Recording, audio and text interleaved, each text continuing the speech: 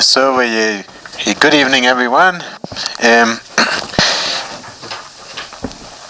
The shiur of this evening is in memory of Rabbi Lord Jonathan Sachs, whose yortzeit is next week.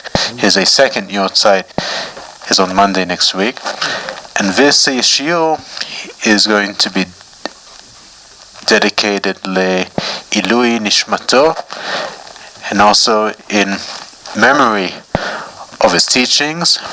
And the topic of this shiur is I think very appropriate for Rabbi Jonathan Sachs, because this was one of his most spectacular insights, one of his greatest chidushim. He talked about this topic in many different occasions, and he did deal with the most difficult questions, if that there were. He was one of the only rabbis who was able to deal with practically almost any question, and the most difficult ones. He was planning to create a database of the most 1,000 pressing questions, and he asked people to send him questions, and he only was able to answer some of them. He did not finish this great project, and he was actually like a lighthouse in the storms of time. He was the navigator of a generation. And kings, presidents, and prime ministers, and leaders, they all came to him seeking for wisdom and advice. And his noble personality was a source of inspiration for so many. And he had the ability to build bridges and to unite different worlds. He was one of the greatest intellectual giants of our generation, and he had an immense library of over 20,000 books in his home in London, that they were divided between a few floors in his house, and all the paths of Torah were crystal clear to him. And not only the paths of Torah, he had great knowledge in other worlds, such as philosophy, science. He has got a very special book called The Great Partnership, which it connects between it. It actually builds a bridge between science and faith. And he also built a bridge between the study halls of Torah and the study halls of the academic world.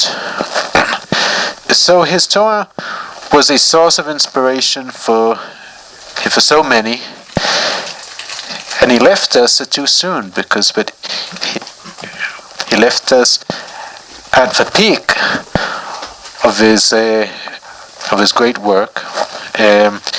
He was an author for almost 40 books, which some of them are still being published. Just recently, a very nice book of his was published. You could buy it in Pomeranz, called I Believe.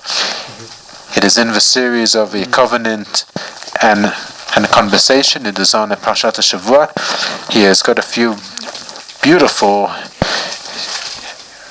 volumes about it, and the book, I believe, is actually what he says personally, his personal insights and beliefs on every life-changing idea in the Parshat Shavua.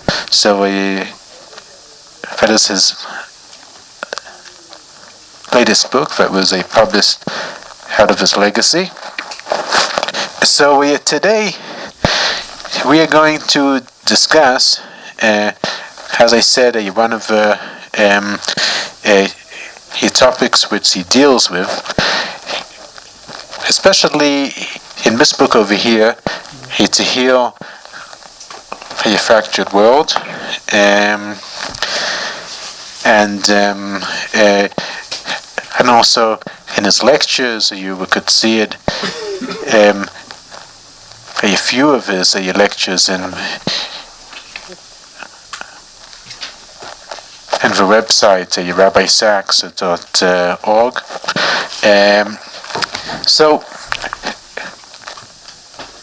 we're going to discuss now perhaps one of the most difficult questions in all of Judaism, if not the most difficult. And Moshe Rabbeinu, King David, and the prophets, Jeremiah, Habakkuk, the whole book of Job deals with this question.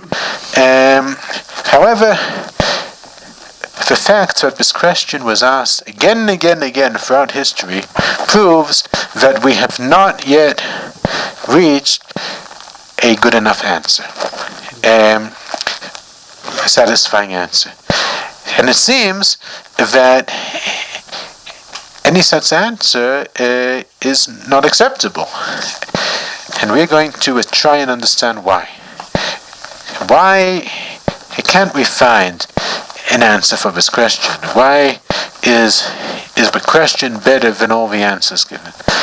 So we will go on a journey from a Tanakh to a Chazal, a Rishonim and Achonim, trying to understand what would happen if we would know the answer to this mysterious question: why do bad things happen to good people? So first of all, I would like you to hear the answers that you know for this question. What are the classical answers? What do you say? Well, I once heard, I forgot from where, from who, that if bad stuff happens to you, it shows that Hashem cares about you and He wants you to do better. He wants you to, like He's giving you this so that you can learn from it and do better. But then on the flip side, if nothing bad happens to you, that shows Hashem doesn't really showing you attention, doesn't really care about you, and that He's going to let you do whatever you want. Mm-hmm. So that's interesting. You were saying that the bad things, if they happen, but they aren't actually bad. They are for your benefit because it shows that Hashem cares about you. Okay, that's an interesting explanation. More answers, more, yeah. So, when we look at the grand scheme of things, something that if we appreciate that Kol Tova, then we realize that even if something might look bad from our subjective point of view, or I missed the bus, or I don't know, use that example, but something that might seem bad to me right now based on my subjective point of view, ultimately it is for the good in some way. It could be for my good or for the greater good, whatever it is. And that, realizing that and really thinking and trying to see it in the world, in your own life and in your understanding of the world, really helps to realize that everything is good, that it's not bad, even if it might be bad for us here and now. So that's interesting. You were saying that we don't see the whole picture, and that sometimes we think that something is bad, but after we understand on a deeper level, we actually see that it is for our own good. Okay, very good. So I agree with Michael and Dor. I only want to add that one reason why bad things could happen to good people is also that maybe if something bad happens to somebody, he always asks himself why me, or why did it happen this life. So this question in his head leads him to search in the world for God, which is one of the things we have to do in life, like search for God and to try to improve ourselves. That's what I want to add. So, did you say that? Maybe I missed it. No, I did. Beautiful. I was thinking that. So, you were saying that actually when bad things happen, one asks themselves, how could we grow from this situation? How could we improve ourselves? So that's a very good. It is a very good answer. More answers, yeah. Maybe what we call bad isn't necessarily bad. Like we have a very self-serving notion of what bad means. Okay, very good. But from Hashem's perspective, so if things seem differently, we perhaps think that they are bad, but they are actually good on a divine and general level. I mean, it's like, the real question is, why is what we want in the world at all, like, considered good? Not whether or not God, like, we don't determine what good means based on what's nice to us, you know? It just says so in the Torah that maybe the Torah seems to imply that things that are good for us are objectively good. Okay, but that's not obvious, you know? Qualified. So. Yeah. Maybe bad things exist because they need to exist for free choice to exist. So, and free choice, there wouldn't be a world without free choice. Then the whole point, there wouldn't be a point. That's like the whole point, to allow us to choose right. And sometimes you choose wrong, and that's when bad things happen. Or maybe a stranger chooses wrong and it affects your life. But that's part of free choice, free will. Thank you. That is a very important point, because whether free will is extremely important for this world to exist, because as you said, but if there wouldn't be a free will, so there wouldn't be any point for the creation, because human beings have the choice to either do good or to do bad, and it is extremely important because that's what makes us human. So thanks for adding this explanation. Okay, so Rabbi, Dan said that we don't necessarily know what's good for us, and what we see that is good or bad doesn't necessarily mean good or bad. But is there an explanation or an answer to why do good things happen to bad people? If there isn't, then just tell me there is. Like, Okay, so thanks for the question, and this is actually the core of this shiur, what we're going to discuss, and all these answers that all of you gave, beautiful answers, very good answers, and in fact, Chazal, he gave different answers, but you could see over here in the first page, you could see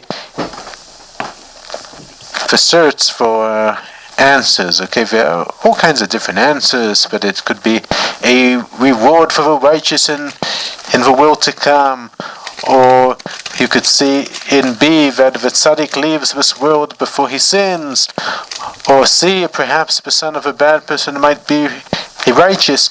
But all these answers also the ones that you gave, and also the ones that we find in our sources, it is still a mystery. And the question is better than all of his answers. And we are going to see something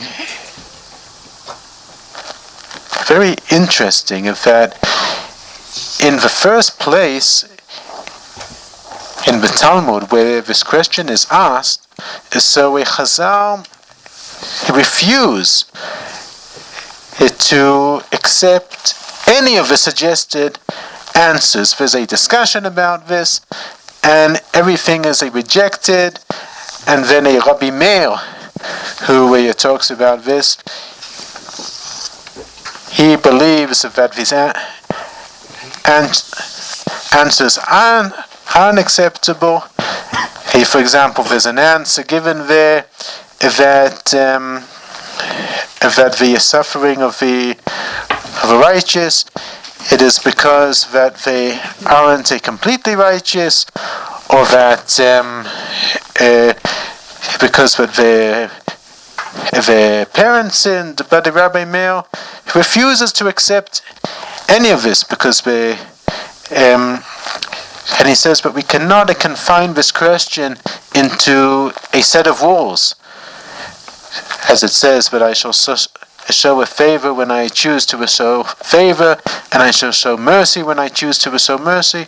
So the rule is that there are no rules possible to be understood by a man. So there actually are wonderful words in a Pirkei Avot that it says that we don't have in our hands the understanding of why the wicked are peaceful and why the righteous suffer. It does not matter from what perspective we look at this matter. The answers still don't settle on the heart. As I said, but the questions are better than the answers. So let's just ask ourselves a very simple question. This is a question that Rabbi Jonathan Sachs, as Atzal, asks, and it's a very strong question. He actually asks, what would happen if we would know the answer? If we would know now the greatest answer, the answer that is satisfying. So he turns the question towards us, and he asks us to imagine what would happen if we would have a satisfying answer that completely explains why the righteous suffer and why the wicked succeed in the world. What would happen?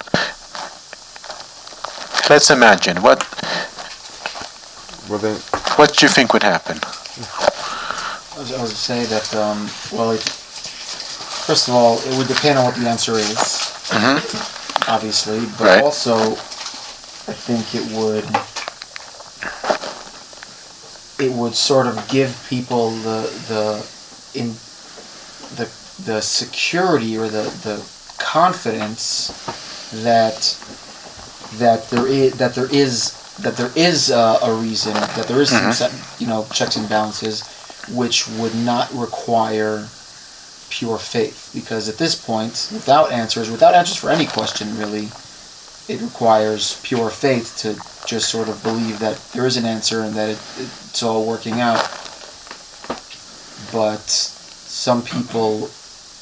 most people, I think, find it difficult to just believe and not have a clear answer to certain questions. And the question of justice, the question of justice, especially Hashem's justice, is something that people are constantly thinking about. And also knowing that there must be a reason. If I thought there's no reason, or reason doesn't really apply to the situation, like a person doesn't think about the reason why a particular genre of music appeals to them. It just sort of, it's an emotional. It's just sort of like, oh, I just really like this kind of music. There's not really too much logical analysis going on. But when it comes to justice, which is related to law and order and fairness, so it's very much connected to reason, and therefore people want to know the reason. So going back to what would happen if we know the reason is it would settle that existential mess that we have to some degree. Things wouldn't change, reality wouldn't change. There were still people, there would still be a perfectly righteous person stubs his toe, like that would still happen. But I guess every time it does happen, we would remind ourselves of what the answer is, and it would settle our questioning. Okay, great. So actually, you were saying that it would be terrific if we would have a satisfying answer, because it would solve our puzzlement, and it would give us hope. It would give us the ability to understand the world and to understand what is happening to us. So you are in favor of such an answer, right? Yeah, to a degree, yeah. I think that there is an element of emunah also, because human beings are limited, and even if there is an answer, it's not always something that can appeal to the rational mind. Sometimes it's just, we just need to understand that that's the way it is, and hakol tova, and right. Yeah. So it's important to have some kind of answer, but to leave some space for a faith, right? Yeah. Okay, great. Thank you. What do you say? I would say that maybe, I don't know, but I would say that maybe, because then if you had an answer, then people could say that, oh, if this happens to me, then it means that I'm a good person. It means that what I'm doing is okay. Like if someone, God forbid, like ran over someone back, God forbid, right? And they could say, oh, this is okay, because it says that if the only good stuff happens to bad people. So they can do the opposite and say that, oh, if something bad happens to me, like if I go to jail, God forbid, that means I'm a good person. Like, which for like Olam Haba, that means I'm a good person. I don't know. You take the opposite side. I see. So you were saying that if bad things happen, and we know why they're happening, so it is actually the opposite. Like it helps us feel good about ourselves. Okay, thanks. What do you say? I think that possibly, on the flip side, if you see everything bad that happens to everyone around you, and you know exactly why, then first of all, you're not going to act up over injustice, and you're not going to judge everyone very negatively. There's a statement from Rabbi Salant that like the one time with the midah of not thinking that God is helping anyway is like valid is when it comes to tzedakah, right? And it's like no one will give tzedakah if you're like, oh yeah, that guy's poor because he did this. Well, of course he's poor.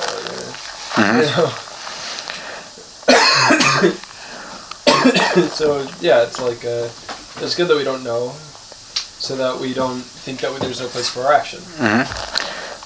Beautiful, Ben. And this is almost exactly what the Rabbi Sachs says. This is extraordinary what you said. We're going to discuss what you said in the length in a few minutes, okay? What do you say? I'd say more because like what George said, that if we knew what was happening, we'd be like, oh, that he got it because of this, and I have to know he got it because of that, or like he did this and that's why he deserved it, and basically nobody would have like much emotion or like try figuring out what's going on, what happened, and try helping or something and nothing at all. So if we were to know the answer and everything at all, then people would not care as much, almost. Okay, great. So I could see that there's a dispute but we had one view that it would be good to to have a satisfying answer. But now we see a different view about Yabin and what you said, that it would actually be dangerous if we would have a satisfying answer.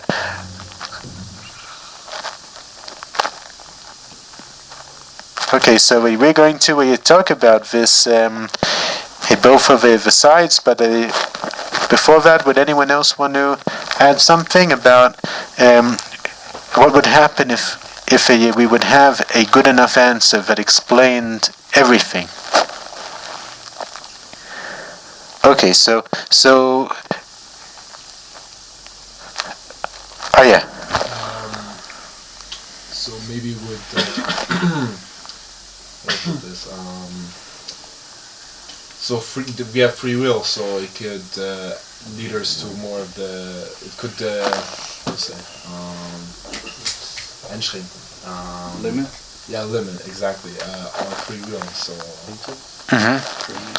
Yeah. So that maybe. That's right. Yeah.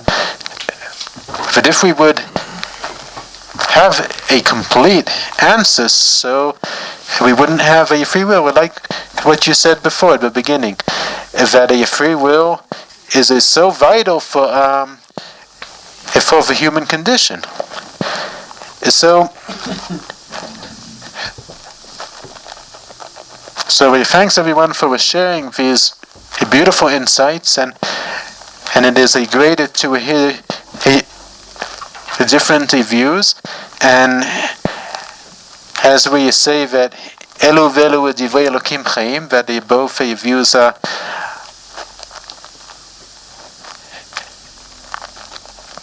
they add to the discussion.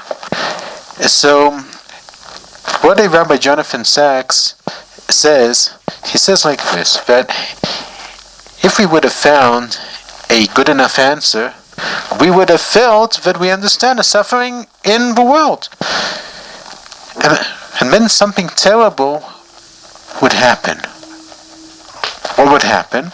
We would accept the situation. We would not fight against suffering in the world.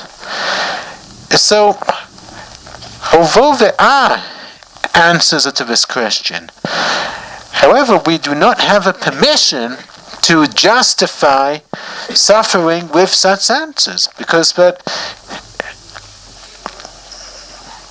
answers are kind of treacherous, because they can cause us to rationalize the situation. Of the questions, not the answers, will mend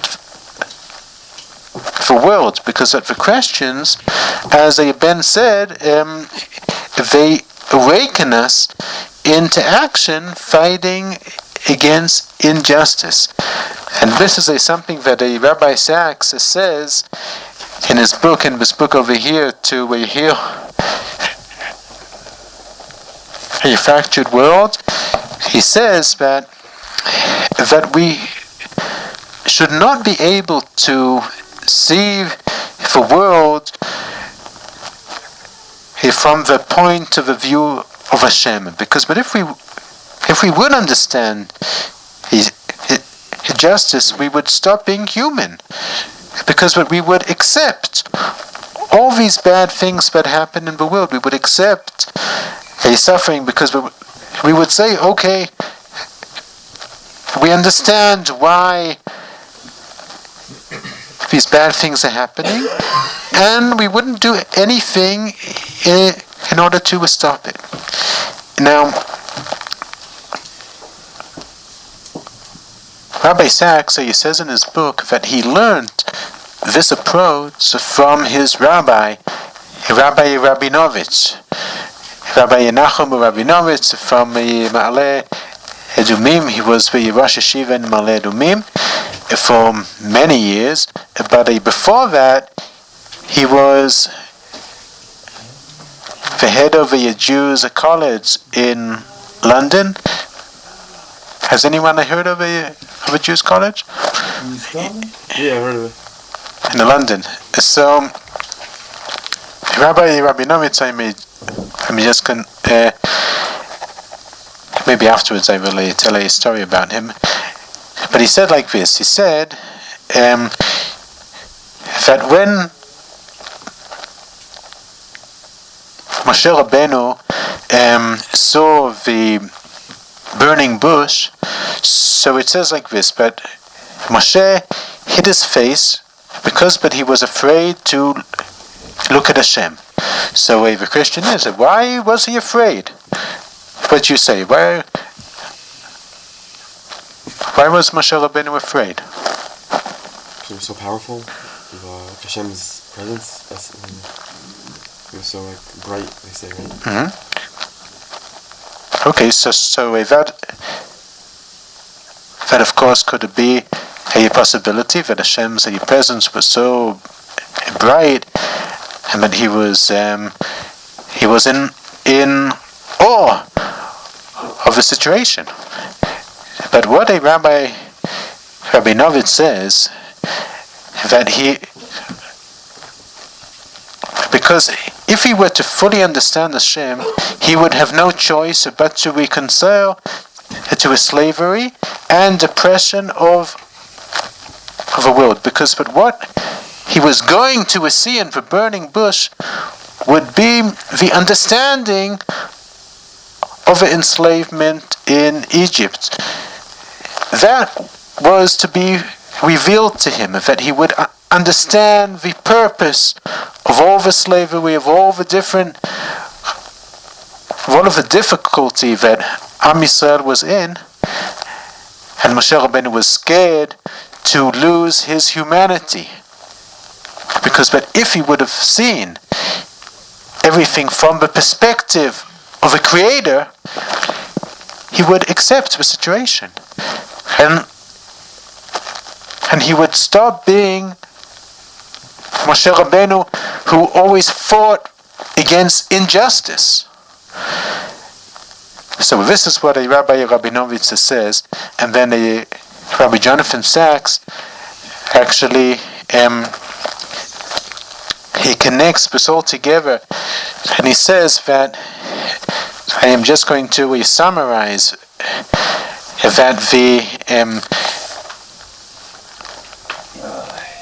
summarize what we saw until now, that if we asked what would happen if it would be a satisfying answer for the question of the suffering of the righteous.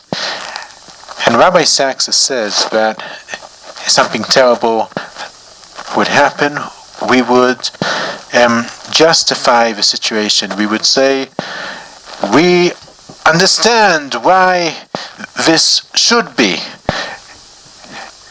why everything is for the good, and we would not push ourselves into action in order to change the situation, but we understand the situation. The situation is great. It is a great, not what is happening now, but it is great in the big picture, that we understand the plan. And this is something that we can't do, because with this only Hashem could do, because he could see what is happening. But it is our job to fight the injustice in the world. So the Christians, they actually are those that heal the world, because they push us into action. So, any comments until now?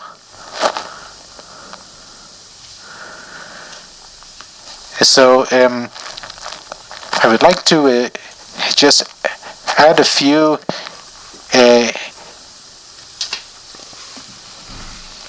insights to this this approach that Rabbi Jonathan Sachs he taught us. Okay, if you could please look at page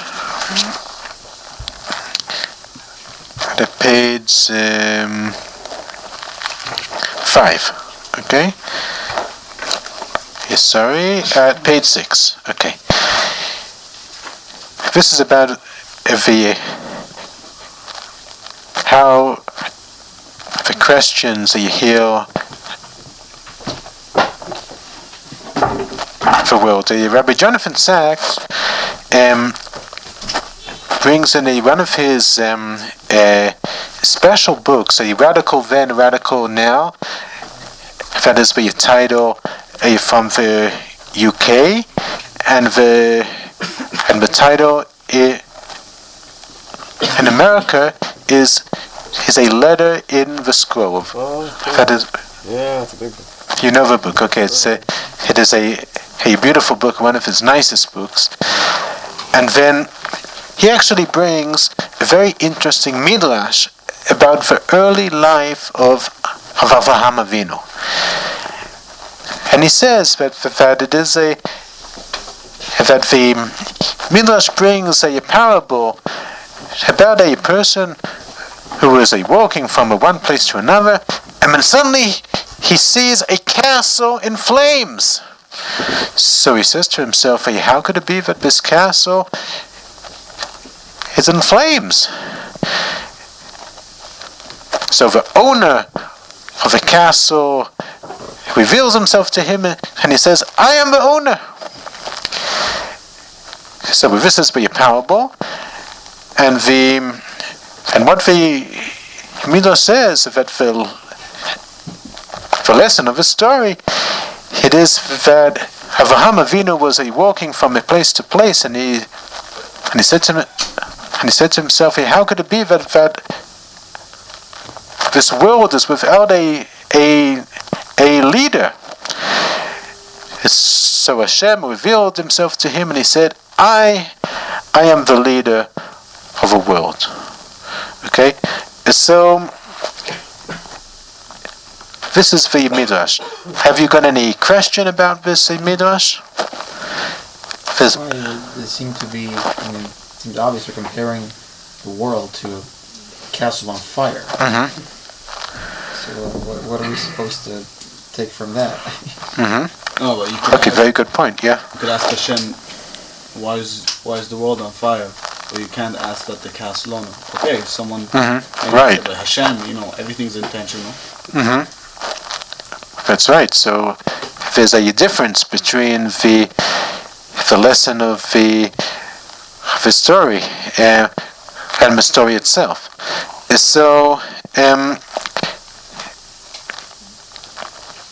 what Rabbi Jonathan Sachs says is that what bothers us, what disturbs us in the story, is not only the question of Avraham Avinu, where is Hashem? How could it be that this world is without a leader, but also the answer of Hashem, because it seems that Hashem isn't answering his question. What is the question of Avraham Avinu?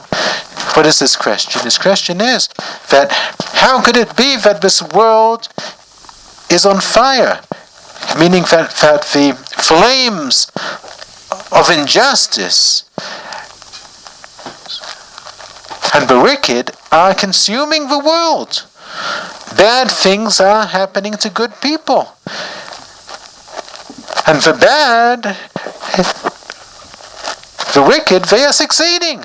So this is what puzzled Avraham Avinu. This is what he was trying to understand. How could it be that this beautiful world that you created, flames of injustice are consuming everything? Why aren't you doing anything? So the answer that Hashem gives, according to the Midrash, it is what he just says, but I am here. He isn't answering the question of Avraham Avinu. So what Rabbi Jonathan Sachs says is that Hashem created a beautiful world. And Hashem gave man free will. So in that way, Hashem actually gave man the power to put the world into the flames, to act in an injustice way. And Hashem as to say, he needs man's help. Because but only together, only when man asks the questions that push him into action and tries to put out the flames, so then can the world be healed. So this is what Rabbi Jonathan Sachs says, that it is our job to do everything we can, not to accept the answers, not to justify the situation. We have to fight against injustice.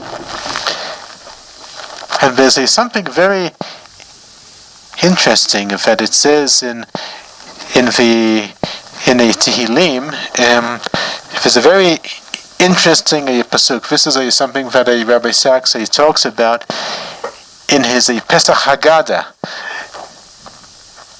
which is recommended not only on the Pesach to read it, but also throughout the year, because he has beautiful insights over here. And there is a pasuk, there's a verse that we say every day, a few times a day, in a Birkat HaMazon. It says, now Haiti gam zakanti velo raiti et tzadik ne'ezav v'zaro mevakesh lachem. That we have, I was young and I was old, and I never saw a righteous person abandoned, and that his descendants are asking for bread. Now, I would like to ask you, do you have any difficulty saying this verse? Well, first of all, 13-year-olds can say it, even kids, and they're not old, but they say, I was old, I was young and now I'm old. And also, person who maybe more pessimistic person might look and say, I don't know, I've seen, it might look like I've seen bad things happen to people who are otherwise very righteous, like that's right. Tzadikim and Talmidei Chachamim that were perished in Shoah and throughout history. Rabbi Akiva, martyred, the Sefer Malchut. And give endless examples. So, just on the surface level, that might seem like, that they were abandoned, but that it might look that way. That's right. So this is exactly what Rabbi Sachs asks over here. So he says, here. Surely throughout history there were times when the righteous were forsaken.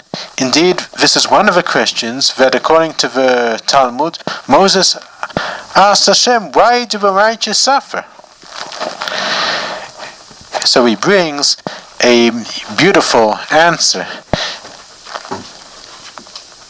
And he says like this, that the key phrase of the verse is lo ra'iti, meaning I have not seen. Okay?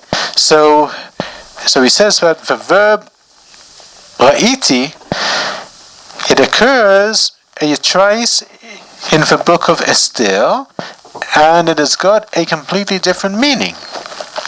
As it says, how can I bear to watch Eichacha uchal v'ra'iti, the disaster which will befall my people? And how can I bear to watch the destruction of my family? So he says that the verb here, it does not mean to see. It means to stand by and watch, to be a passive witness, a spectator. So Ra'iti, in the sense, means to stand and do nothing to help. That for Esther and also to King David, who wrote this in the Psalms, is a moral impossibility. We may not stand idly by the blood of our neighbor. We are our brother's keeper. So it's translated like this. The verse states, I was young, and now I am old, and I have not merely stood still and watched when the righteous was forsaken and his children forced to beg for bread. So if we read this in this way, so it is not a description of a situation. It is actually a call for action. We cannot just say stand still and watch the righteous suffer. We have to do something in order to change the situation. So Rabbi Sachs says that there is a difference between optimism and hope. Does anyone know what the difference? They sound very similar, but they have a completely different meaning. Does anyone know?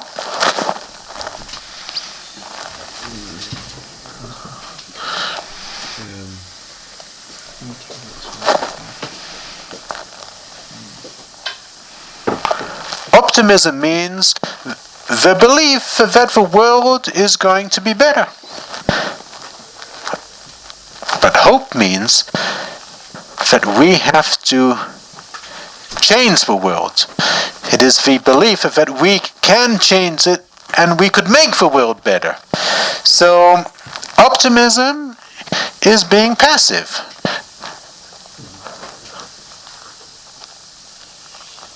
Sitting aside and waiting for the world to be better. But hope pushes us into action. It is forcing us to change the world to be a better place, to heal the world. So this, according to Rabbi Sachs, is the approach to the question of the title of this shiur, why do bad things happen to a good people? The answer is that we should not search for answers. We should ask this question as strongly as we can, and we should use this question, we should use the pain in this question to force us into action. But if we found a satisfying answer, it would just make us justify the situations. So no answer should be acceptable. And that is why the Talmud, as I mentioned in the first time where this question is asked, the Talmud does not accept any answer, because the answers are going to heal the world. The questions are going to push us into action and make us use the politics of hope to change the world. Now, I would like to just conclude with a moving hesped of the Dayan Even Binstuk from the London based in, on his good friend, the Rabbi Jonathan Sachs, which this hesped actually helps us see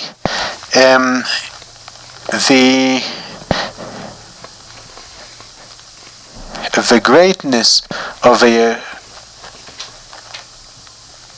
Rabbi Sachs, and it is very connected to this issue, a learning that we just did.